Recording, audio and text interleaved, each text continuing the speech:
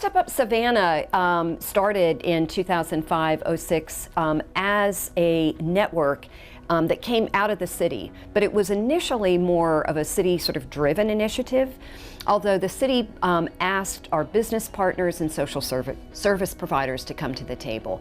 But as Step Up emerged as its own independent organization, it really identified and grew and expanded as a collaborative network. So we reached out very, very deliberately to social service providers, nonprofits that are out there, again, of course, city and county government, and business leaders and our neighborhood leaders. So it really was part of the initial vision. But it's something that takes constant work. I mean, you know, anybody who has sat and tried to negotiate over any kind of an issue, let alone something as complex as access to health care, it takes a lot of work and a lot of time to get people to the table and agree to go in one direction together. And that's what makes things work. You know, if we can have different organizations that don't necessarily share exactly the same mission, see a common point of interest.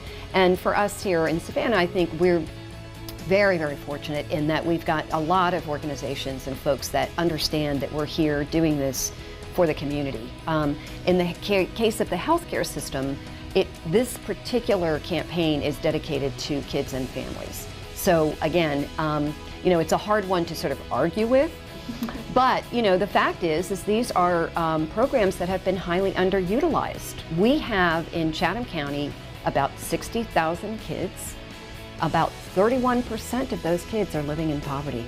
The federal poverty level is something that's defined by the federal government, and it's right now for a family of 4, it's about $23,000 a year.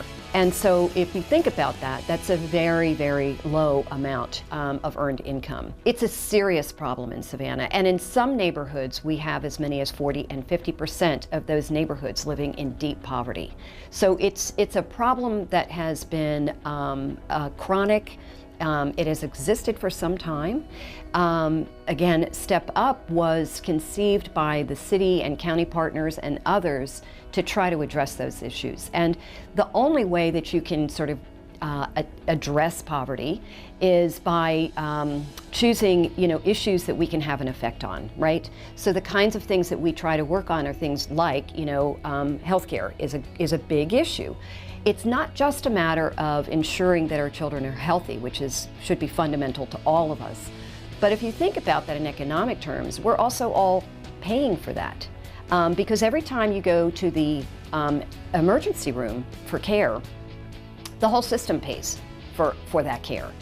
So if we can take advantage of these programs, which provide essentially free care in the case of Medicaid to those who are eligible, that means that we are not drawing on the system, if you will. And that means that that family does not have to worry about potential medical bills, which is another huge issue in our community, medical debt. So that is one of the contributors to poverty. So it's, you know, you have to sort of start to think about it as a holistic system.